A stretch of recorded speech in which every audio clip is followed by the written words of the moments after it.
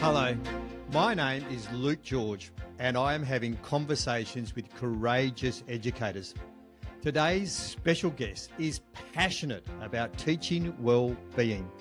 She is known as the Keep It Real teacher because she's energetic, inspiring, funny and realistic to the pressures of teaching. Daniela Falecki is a human dynamo when it comes to helping individuals, groups and organisations take responsibility for self-care. She understands we are human beings, not human doings. Daniela has many strategies to reduce teacher stress and build positive relationships. I'm so looking forward to learning just a few. So welcome, Daniela Falecki. How are you today? Hello, great Luke, lovely to be here. Thank you for inviting me on your wonderful podcast. It's always good to chat with you. No worries. Well, let's just start at the beginning, shall we, Daniela, and just ask that great question. Did you always want to be a teacher? I absolutely did. I remember from the time I was in year 8, I was asked to help out some younger students in a peer support role. And from that moment, I thought, oh my gosh, I love bossing people around. I think I'll be a teacher. So, and of course, it was more about helping people. So I've always wanted to be in that space of helping people, being able to see people learn and grow and encourage that aha moment. So yes, I've always wanted to be a teacher. Oh, that's so beautiful. Now you've been in the game for 20 years, or you did 20 years of teaching. What were those early years like? I'm always interested. You know, my first night before I started teaching, I cried myself to sleep. What was your early nights, first days? Can you remember back that far and what the experience was like? Oh, look, are you calling me old, Luke? Is that what you're calling me? Is that what's going on here? I absolutely, I've cried many times in education. Yeah, I've cried so many times as a teacher, and I think if you haven't cried as a teacher, then I don't know how you do it.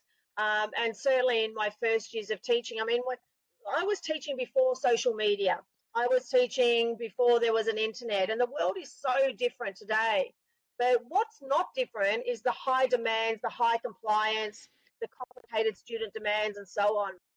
So I absolutely remember in those first early years coming in with this strong perfectionism streak, a strong sense of responsibility, feeling like I was responsible for every single person. And I've come to learn that I'm not responsible for every person, every child. I'm there to influence and encourage, but it's not my responsibility whether they choose to do their homework or not do their homework, or their parents read with them or don't read with them. And then, of course, the demands, of course, are completely complicated in all the things that we have to do. And I remember blaming myself for not working hard enough. I remember blaming myself for not being able to do enough. And I always had this sense of never enoughness. And I don't think that's changed in today's world, but it was certainly different back in my day. I mean, you know, I remember overhead projectors for goodness sake and international roast coffee. Yes, we can all remember the beautiful smell of the methylated spirits and the gestetner in the morning. I know, and then now you're showing your age, Luke. I don't remember those. Well, there you go. I am a little bit older. But that makes me feel good, and you feel good. So, 20 years of teaching. Most of you just touched on it a fair bit. Then that the demands haven't changed. In fact, would you say there are more demands on teachers' time because there's more parents involved? There's more interesting children that are coming to school nowadays, and then you've got the demands not only systemic but also politically as well in education. Are these the sorts of things that you've seen as a teacher but also as a wellbeing consultant? Absolutely. The demands are complicated, and I think it's not that we care more about children, it's that the world has sped up.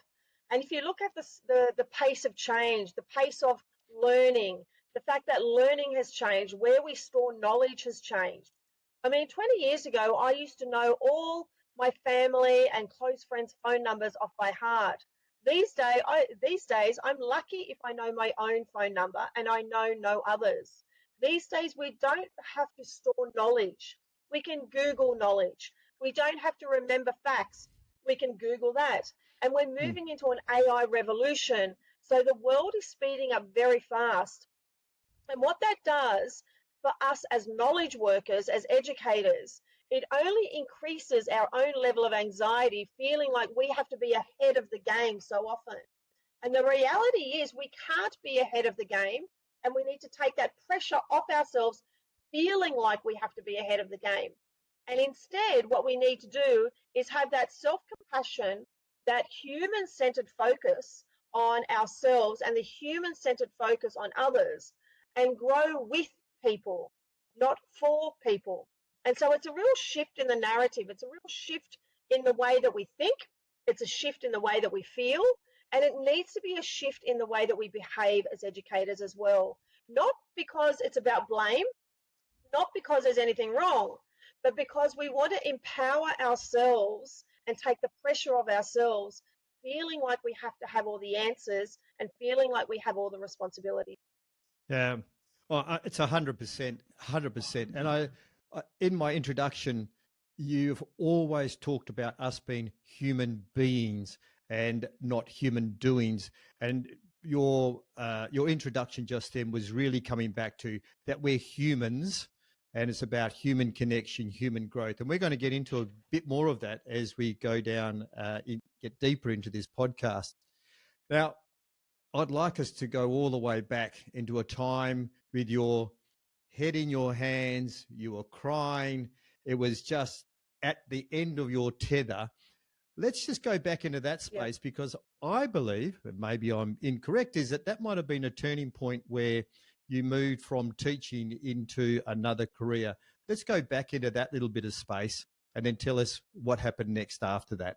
Yeah, sure. Well, like I said before, I've cried many times. I've moved schools quite a few different times, and so I started in the government system, high school government system. I grew up in Sydney. I started teaching out in Western Sydney. I grew up in Western Sydney. I'm high school PE trained, or as I like to call, bats and balls and all the fun stuff, the drug, sex, and rock and roll stuff.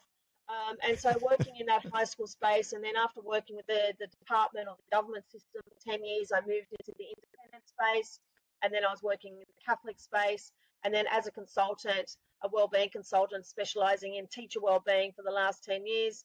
I've worked across many different sectors internationally, across Australia, in independent, government, Catholic, Anglican, and so on. And basically, when I start to explore that space of experiencing the high emotion and feeling absolute despair, that moment where you say to yourself, I can't do this anymore. I don't know what else to do. And I think we fluctuate between blaming myself, and once I've blamed myself for not working hard enough, I then blame everybody else. I blame the leadership team. I blame the system. I blame everybody. And can I say that leadership and the system absolutely play a role in creating the conditions in which we work? But I think I was most hard on myself because I cared, and still care passionately for education. I care for students and I care for staff now. Um, and so being able to shift that lens has been quite a challenge. And when you talk about, was that the moment? I think I've had many moments, and there wasn't just Mm, one. But I mm. do remember working in an independent school where I was turning up to work at 7 in the morning and having to stay at work until 9 p.m. most nights. And people say, what were you staying at till 9 p.m. for? Well, I was the only person in my faculty. I was in a small school, 300 students across K to 12. So you had to do multiple roles. And as the head teacher of my faculty and the only person in my faculty, and I would have other people who weren't trained in my faculty, part of my faculty, so I had to upskill. But there would be a year 3 parent on a Monday night, a year 4 parent on a Tuesday night, a year 5 parent on a Wednesday night. And because we were a small community school and I was the only person in my faculty area, I had to go to all of those. Then there would Mm. be a carnival, then there would be a fete day, then there would be a dance, and I'd have to go to all of those as well. And so it felt all consuming. And sometimes people rely on do it for the team and we're family and let's do it, let's go above and beyond. But that narrative becomes really tired. And it becomes tiring, and all that does is put blame on me. It's like, if I'm not stepping up, now I feel guilty. So it was self-blame with guilt, with the system, and so it meant that I left teaching. I left full-time classroom teaching, and I've never been away from schools. I've never been away from the classroom, but I've just shape-shifted roles, and that was to explore my own quest and my own journey of self-discovery and finding new ways of being. I wish, I wish what we know now in the science of positive psychology, social and emotional learning, and coaching psychology, I wish that was around 20 years ago. I wish I knew what I knew now. I wish that teacher well-being was actually a topic. I wish there were consultants in the space. I wish there was the research and the resources that exist today, because I probably would have stayed in teaching. But when I left, that wasn't around now. And now there are incredible things happening in the space. And I'm very grateful to be a part of that. It's fantastic that you've actually, from the negative that we lost a teacher in the system, but we actually gained a consultant to be able to really put that lens into this space, and you've done some amazing things.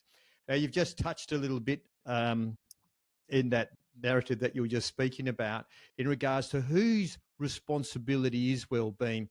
Here in WA, the education department is, saying that, yes, we need wellbeing in schools, and then the principal's job is to put wellbeing in schools, and then the educator's job is to embrace that wellbeing that's been handed down, etc. But then again, we're still not cutting through, because we've still got teachers overworked and under pressure. So can you just extrapolate, whose responsibility is wellbeing, and is it divided 33% each, or is it bigger than Ben-Hur? Is there a simple way to be able to give each person or each area their own responsibility? What's your take on that, Daniela? Yeah, sure. Yeah, look, absolutely. The first thing I want to say is that I'm a specialist in wellbeing at work for educators, not wellbeing at home. And I think that's a really important distinction, because for me, it's wellbeing is, how do I be at work? How do I behave at work? We spend a lot of time at work, and often when I go and run workshops in schools for staff or leadership teams, they will often say, oh, where's the meditation table or massage table? I'm like, no, wrong workshop. This is not a self-care workshop. This is, how do I feel and function at work? And so we need to look at, how do I be at work? Do I like me at work? And do other people around me like me at work? Am I functioning well at work? So it's always well-being at work, not well-being full stop. That's the first part. And the second part is, we're looking at ourselves in a complicated system. So while I am 100% responsible for my own self-care, which is my decisions around eat, sleep, and exercise, I do work in a complicated system where there are so many things that are outside of my control. And one of the most common models from organizational psychology is a me, we, and us model that I use. Some organizations refer to as individual, team, and organization, or system. And this comes from Peter Drucker back in management theory. You've got many people and many researchers and many organizations refer to me, we, and us. And I draw on Bronfenbrenner's ecological model, which is based on the microsystem, the mesosystem, the macrosystem, and so on as we move out. It's like if you think about an individual as a rock in a pond that creates a ripple effect. So the pebble creates a ripple effect, but the pond and the toxicity or the health of the pond will impact the rock as well. So it goes both ways. For example, I am 100% responsible for my decisions as me, but I'm 50% responsible for the relationships that I form. I am not 100% responsible for colleagues or students or parents, but 50% responsible. And then you've got the us, which is the system, and 80% of the system, which is the admin, compliance, accreditations, and report writing and emails. 80% of that I cannot control. So the question here is, how do I respond to the stuff that I can't control? And so a simple example is, let's say I didn't get enough sleep last night So so that's a me issue. I've turned up to school and I'm a little bit irritable and cranky, so I'm a bit narky in the staff room. That becomes a we issue. And now I forgot to go to playground duty. That becomes an us issue because now someone has to chase me up. Vice versa, let's say the system decides, let's create a new curriculum. And so a new curriculum now puts pressure on the we, which is the relationships and the teams. And now the teams and the pressure, that pressure now puts pressure on me personally. And now I can't sleep at night. So not only do we have demands pulling on the me, we, and us, what we need to consider is developing resources in the me, the we, and the us to counter these demands as well. So, in short, to answer who is responsible for my well-being at work, the answer is it's a shared responsibility between my personal decisions, the relationships that I form, and how work is designed as a system. So it is very much complicated. But in saying that, I want to express that, I need to take responsibility for myself, but also recognize I am that complicated system. And so what's the role of leaders then? The role of leaders is not to micromanage how many muffins someone has at morning tea. The role of a leader is to create the conditions in which people thrive, is to create the opportunities where people feel valued, where people feel a sense of belonging, and where people feel appreciated. As a leader, you can't value someone for them.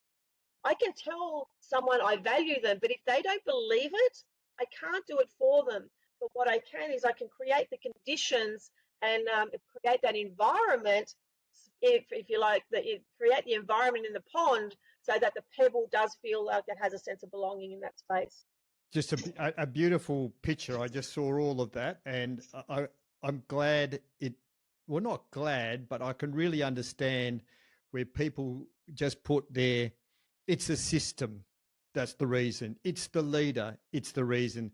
It's lovely to get that perspective and going from where I didn't get a good night's sleep and then the knock-on effect from that, but then it comes back down the other way, and it's this management and understanding of what all that looks like. Now, I know that you're very passionate about helping teachers recharge and taking back that control in what sometimes seems like that broken system. And it's pretty tough out there. But it seems that when I hear this, it's like, how do you turn that mindset around from it's just tough out there, always me, what someone else should be able to do? And then we've got to turn that mindset around and we're going to, again, get deeper into this because we've got a few other great questions coming up. But is there like a surface piece about turning that mindset around? Is it a matter of just making decisions, or is it more complicated than that? Well, everything is complicated because we as humans are complicated. And as a human being, not a human doing, we think, we feel, and we respond. And we all have different resources that support us to do that.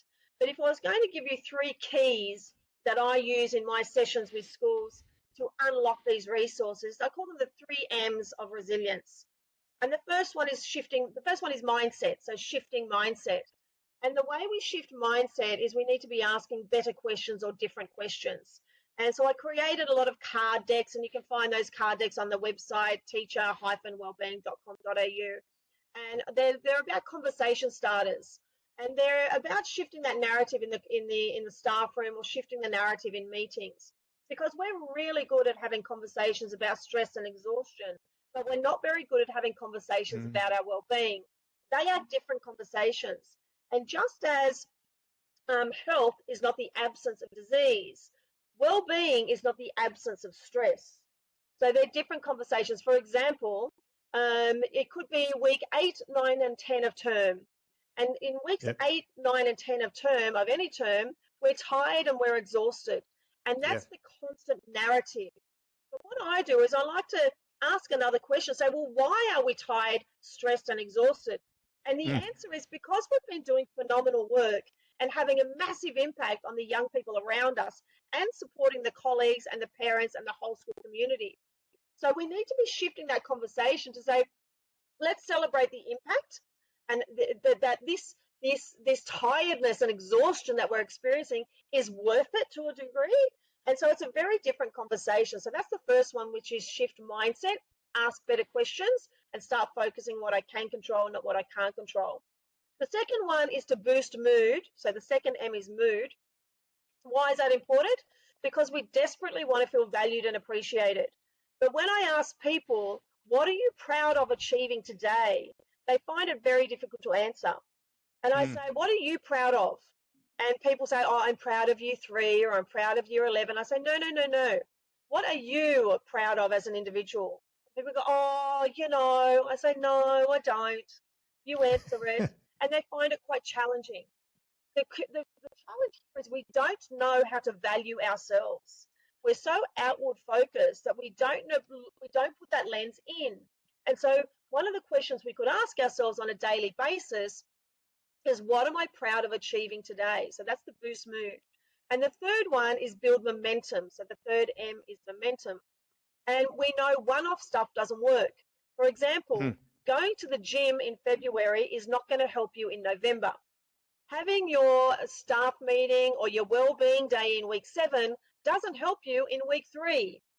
One-off stuff doesn't work. So we need to drip feed micro things all the time. So if we want to unlock our resources, we need to ask better questions to shift mindset. We need to help people feel valued and appreciated. It starts with valuing ourselves to boost mood. And we need to boost build momentum, which is we need to do things more often than doing things once. Look, I really can resonate with that, your very first part about the mindset, and doing the workshops towards the end of the term, week 8, week 9, week 10, there is this constant conversation about we're tired, we're exhausted, it's been a long term, the kids are, I can't wait, and if everyone's speaking like that, it's like that we just get caught up in that particular narrative. Oh, well, it must be. I must be tired. I must be exhausted. Maybe I'm not exhausted. Maybe I'm still, kicking goals. And I'm liking that if we were changing that conversation and having staff meetings and having any time we have conversations about, hey, we've been doing really well this term. Wow, we've just done 7 weeks of phenomenal. Let's celebrate that. Let's just talk and take time rather than saying, here's the next thing we've got to be doing for the next term, actually taking time to celebrate. So it's like this re-energize, back ready for that rest. And then we move on. It seems like we get to the end of the term, and it's like Saturday morning, the whole body just turns off, and it's like the teacher's curse. They're then sick for the first week of the holidays because they're so exhausted. The immune system's fallen apart. And it is just it's a matter of that conversations and just keeping the narrative, changing it. Because that's pretty well how we start the term. It's all exciting, and people are looking forward to the new students, etc. So mindset, mood, and momentum. 3 really good starting points. Now, you're quite the distinguished contributor to School News. You're a co-author of many positive psychology books. And now you've recently written and published your own book, Thrive, Practical Strategies to Nourish Teacher Well-Being. Always admire an author. So before we dig deep into what Thrive is all about and how good it is, was it an enjoyable experience to write just some of the articles, or is it a learned thing? What do you think about that? That's a really interesting question. I'm very passionate about what I do. I have a strong strength of love of learning, and I love learning stuff, and I love sharing that knowledge. But I don't consider myself an author, if you like, even though I have published quite a few things. So I do, I much prefer writing the articles for School News, and I have an extensive newsletter that I send out fortnightly, which is always a blog as well of just random ideas and then 3 things for you to think about. But in terms of what was my experience of writing the book, I'm not going to lie, Luke, I hated it. I found it very overwhelming. I found it very challenging. It had been in my head for about 10 years. And I look at some of these people and they're like, oh, I went to so-and-so for 2 weeks and I wrote a book. And I think, oh, go away. Who asked you? It was not easy. So while I am so proud of the book, and the book is in two parts. The first Yes. part is what and why of teacher well-being, and it goes through a lot of the science and positive psychology, social and emotional learning, some of the facts around teacher stress and why. And I talk about the me, we, and us model as well, just to unpack and help us understand what is well-being at work. Remember, it's the at work part. And then the second part is my Thrive model, which is the how. And Thrive is an acronym where I share with people 6 strategies around time, 6 strategies around head. So H is for head, R is for relationships. I talk about Professor Jane Dutton's high quality connections in the workplace. I is for impact. So I share 6 strategies on how do we celebrate and recognize impact. The V is for values, so what's important to me, and then 6 strategies on E, which is emotions, because teaching is an emotional vocation. So as a teacher, I love developing resources. So I love developing all my decks of cards. I love developing handouts. I love developing worksheets. I love program writing. I love creating the Thrive model and all the activities in there. But in terms of the research and the referencing and that stuff, I don't enjoy. I know it's important and I actually love reading it, but to actually take all that and write it, oh my gosh, it was a painful experience. I did not enjoy that part at all. But I love sharing knowledge. I love sharing learning, and I love seeing people grow. So that's what makes me a teacher. Absolutely. Well, that's right back when you were a young lady and you saw teaching as your vocation, not bossing, but actually helping and supporting. So I'd like us to unpack that. Don't ask my family. They'll say bossy as well. Oh no, never from this side. Let's have a look at this, and I'd just be interested. You said that you've got 6 strategies in each one of those, and would it be all right if we went through? I'll just call it out, and if you can just give us like one strategy, for instance, about time. What's a strategy for? Because that's a big one. Teachers are always talking about time. Is there just a one-er, just a teaser? So we're always talking about time. Time is our currency. We say, how much time does it cost me? How much time will I spend? So we give it, so time is our currency in education. But what the research tells us is we think about work more than we do it. Just because you're thinking about work while you're doing the dishes doesn't mean you're doing it. Just because you're watching Netflix and you're thinking about work, you're not doing it. So we're thinking about work more than we do it, which feels like we're always at work. It's simply not true.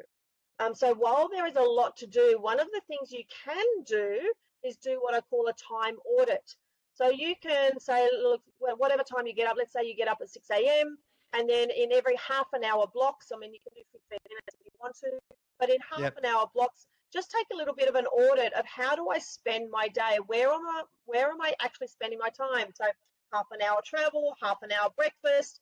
I'm now teaching for, an hour, then I've got a playground duty, now I'm doing admin, now I've got family, now I'm washing the dishes, now I'm washing myself, now I'm going for a walk, etc., etc. So actually, at the end, do that for 2 days, 2 work days, not weekend, 2 work days, and actually identify where am I doing work, and perhaps you might start to notice where am I thinking about work but I'm not doing it, and actually start to unpack, well, where is my time going? Where is it really going? And where are the gaps? And am I putting myself in the picture? So just doing an inquiry into how you spend your time can be a really good eye-opener. Yeah. Well, I've got something interesting across that same space, and I call it happy busy, where we look at all of those sorts of things, and rather than say, because people are saying they're busy, okay, well, let's just accept that. But what are we busy doing?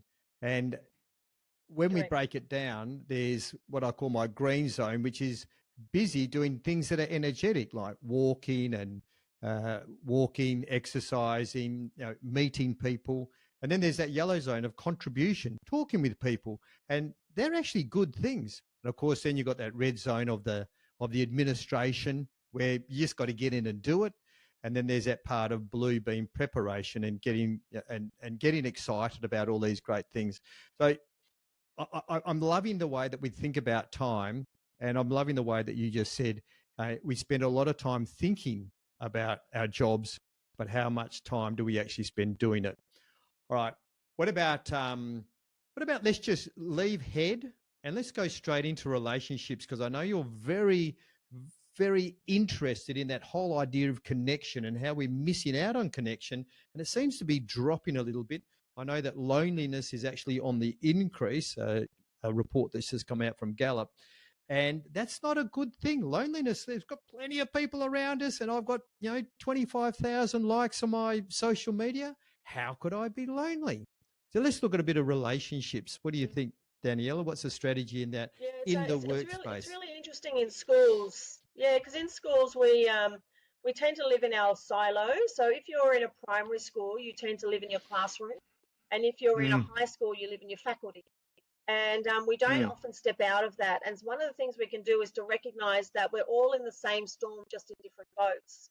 And instead of feeling isolated, when through connection, and this is where leadership comes in, leadership is not responsible for doing well-being for people. Leaders are responsible for creating the conditions in which people can connect and grow. And so we need to create spaces where people can build a shared understanding. And this is where, teacher appreciation and recognition comes in, and celebrating good work and sharing those common stories. Or if you want to look at it from a practical perspective, share resources. Stop reinventing the wheel. I mean, why are we all on Canva? Why are we all in, creating the same things instead of sharing things? So just helping people step out of their silos and creating those opportunities to connect can be such a profound and positive experience. Yeah, beautiful. Let's go into values. Why are values so important for our well-being? I mean, I know who I am and what I value, I think, but do we need to get a bit deeper? Yeah. Do people know their values? Do we know? Like, do we know what our values are? Do we remember why we got into teaching in the first place?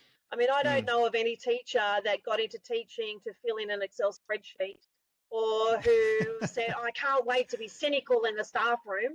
I mean, that's not why we do it.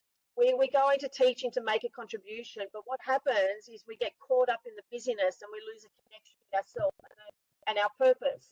And so when we connect to values, it's just giving us an opportunity to stop, reflect, and connect to why are we here in the first place? Because we get caught up in all the trivial stuff that we think, well, why am I doing this? Why am I filling in this data entry form again? Why am I filling in this survey again? Why am I having to repeat this, filling in this form for the 5th time this week when I don't even know where it goes? So there's a lot of stuff where we're left asking, why?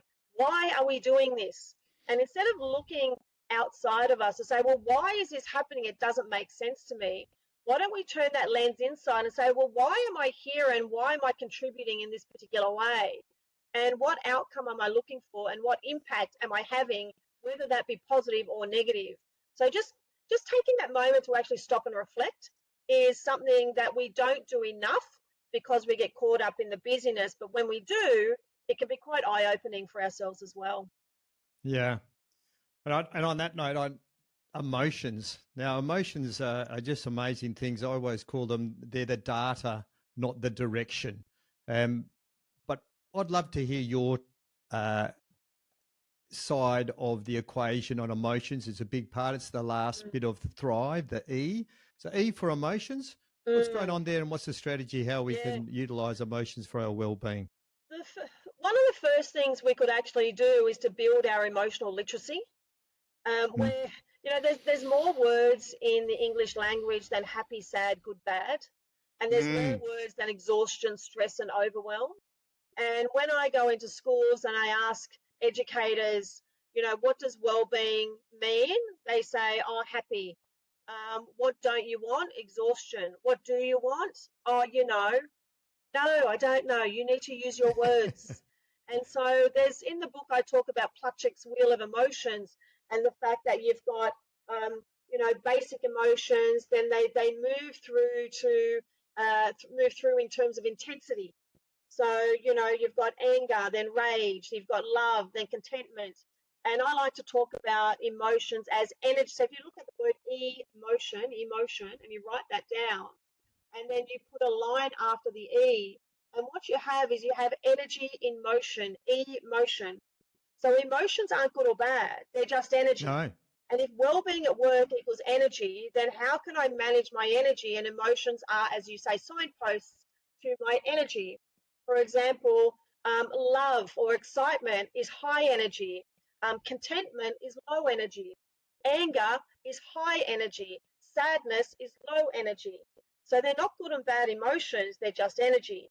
But how do I regulate them? How do I name them? How do I understand them? And in the book, I talk about emotional intelligence, and we talk about the 4 quadrants of what are the models of emotional intelligence to help me build my emotional literacy. When I'm literate, then I can better articulate and understand, and then I have the skills to be able to respond in particular ways, as opposed to blame everything around me or blame myself for how I feel. A beautiful thing. It's always about that. If I can name it, I can tame it. Yeah. Totally. There is so much stuff that you've been doing. You've got an online course through your website. You've got resources, but I also noticed that you've got a lot of free stuff and these great posters and the passion that you've got at your website, teacher-wellbeing.com.au. So I'm interested. Why would you? Is this just this continuation of your passion for well-being, and it's just this giving resources and giving and supporting people? Is that still that basis? That same teacher that just loves the Oh, support? absolutely. I'm a teacher. I don't work with students anymore. So I specialised in the student wellbeing space for 20 years, and now for the last 10 years been specialising in the staff wellbeing space. But at the heart of it, I'm still a teacher. I love creating resources. I love helping people learn. I love making the complex simple. I love unpacking things. I love scaffolding things. I love creating templates that to give away to people. And I see myself as a bit of a conduit for this incredible world of well-being and psychology and science that lives out there, and then the hard work of teachers that are too busy to look it up and don't know where to go. And so I try and bridge that gap where I can. And I've got lots of paid things and I have lots of free things because I want to build people's capacity. But then also I'm a business, so the more I can build my business, the more I can contribute. So it's a win-win for all involved. But at the end of the day, I love seeing people smile. I love hardworking teachers feeling valued, heard, and supported, and that's my intention. But it goes beyond that, which is helping educators, like I said before, shift the narrative, boost that mood, build momentum, so we can actually build hope, build resilience, and start to feel appreciated for the hard work that we do. We need to appreciate ourselves, but then also building an environment where we have meaningful and practical ways to appreciate each other. And that's really why I do what I do. And you do a magnificent job on that space. Is there, and I pretty well know what the answer is going to be, but I'd like you to be able to extend on there. In your opinion, is well-being connected to creating a high-performance school? Because it seems like it might be a bit secondary. Yeah. We've got more important things to do. We've got to be doing better curriculum. We've got to bring in a new numeracy program. That'll fix the problem. That'll bring those NAPLAN results up. But I'd say that you would be quite different in saying that we actually need to get our well-being is actually paramount to be able to create a high-performing school. Yeah. What's your connection between that? Look, we need to focus on the human. Focusing on it's almost like we put too much emphasis on well-being, in the sense that we well-being is an umbrella and we put everything under well-being. I encourage people to take the word well-being and chuck it in the bin because we don't know what it means. And what we're referring to is, how do I be at work, and focusing on the human. When you build the capacity of your workforce, you are going to build productivity. Now, in education, that's called student outcomes or student care or student belonging. That's why we're doing what we're doing. And the research is very clear globally that student well-being begins with staff well-being. When your staff are well, students are well. And when we focus on building the capacity of staff, which means build their social and emotional resources, their ability to respond in the me, the we, and the us, then people have the resources to better manage demands. If we don't do this, what happens is student learning deteriorates, school connectedness deteriorates. There's a dramatic drop in self-efficacy and collective efficacy, as we know, is John Hattie's #1 impact on student performance, is the sense of belief that we as a collective are making a difference. If you don't prioritise staff well-being, then it has a direct impact on collective efficacy. Then, of course, that impacts school-wide functioning, which means now you can't get casual teachers because nobody wants to be there. So if we're not going to build the capacity of our workforce, then we're simply not going to be able to achieve the outcomes we want to achieve. Well-being is not happiness. It's not about having happy people at work. It's about having people that feel good and function well across the roller coaster of normal craziness that happens in a school. Do we have the skills to celebrate the highs, and do we have the skills to navigate the lows?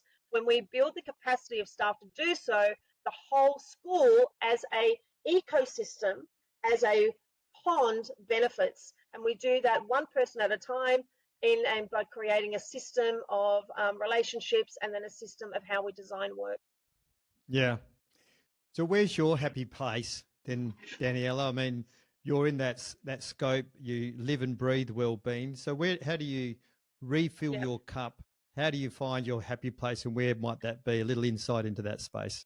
Well, at the moment, I live in Sydney, in New South Wales in Australia, but at the moment I'm running, and if you're seeing this visually, and most of you are probably seeing it as a podcast, hearing it as a podcast, but I'm currently up in North Queensland running a teacher wellbeing retreat for 5 days with hardworking educators and loving it. So it's morning sessions of learning, and then afternoon sessions of connection, free time, sitting by the pool, going snorkeling and what have you. And it's a lovely mixture of connecting, reflecting, and sharing. And so to answer your question simply, I'm a nature girl. I'm a tree hugger. I go for walks every morning. I'm a journaler.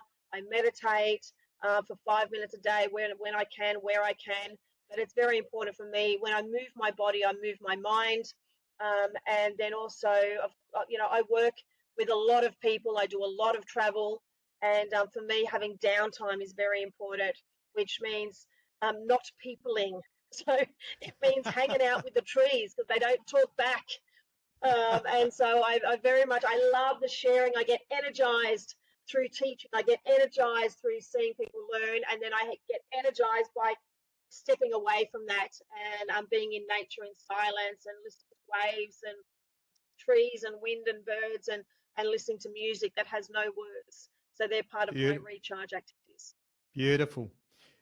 And what about, I always like to ask my guests, what would you say to someone looking to becoming an educator? What would be your advice to them? 100% do it. Best profession in the world, the most rewarding. To be able to teach means that you can multitask in so many different areas. You draw on leadership, you draw on organisation, there's creativity, there's connection.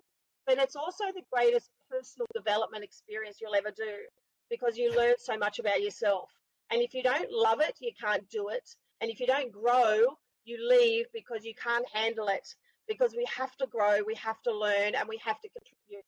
So not only are we growing as individuals, as humans, but we are contributing as well. So there's massive impact. So for anyone interested in getting into teaching, or anyone in their first year or first 5 years or 20 years thinking about leaving, wondering if they can do it, you absolutely can. It's a profession that I love. It's a profession that I'm committed to, and come and play in the space.